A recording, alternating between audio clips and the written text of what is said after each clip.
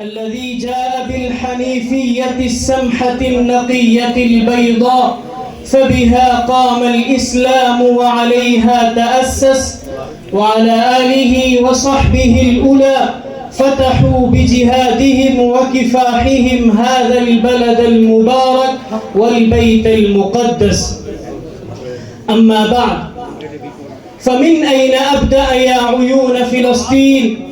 وإن في قلب كل مسلم من قضيتك جروحا دامية، وفي جفن كل مسلم من مآسيك عبرات هامية، وله بإسلامه عهد لفلسطين من يوم اختارها الباري للعروج إلى السماء ذات البروج.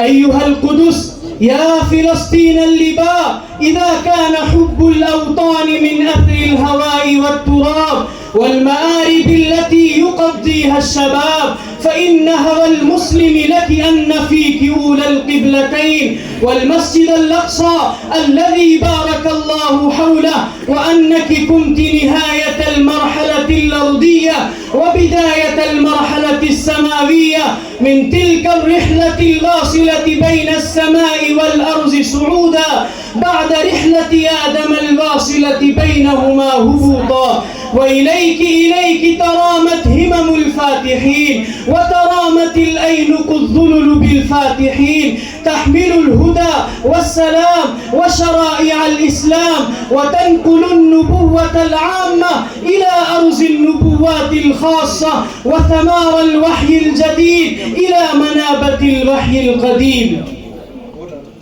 أيها المسلمون، المسجد الأقصى والأرض المقدسة وفلسطين وبيت المقدس أرض النبوات ومسرى الرسول وإرث الأمة الخاتمة الذي يسكن قلب كل مسلم. ويسكن المسجد الأقصى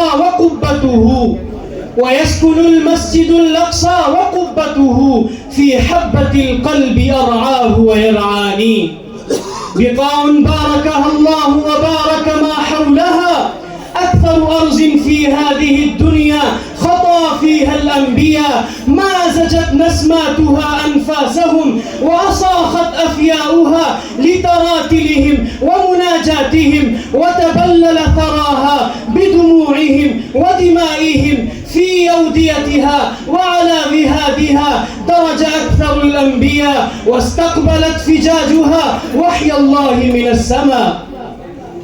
لا يكاد واد من أوديتها لم يشهد مرور نبي، ولا مرج من مروجها لم يسمع تسبيحة رسول. لو نطقت حجارتها لروت لنا حكاية بعثة، لو تكلمت جبالها لقصت علينا مولد رسالة، لو انحصر ظاهرها عن باطنها لهالت ككسرة مراقد الأنبياء هنالك، وغفرة رفات الصالحين والأولياء من كل الشرائع كذلك. لذا كانت فلسطين هي ميراث النبوات ومسرى الرسول وإرث الأمة الخاتمة الذي يسكن قلب كل مسلم.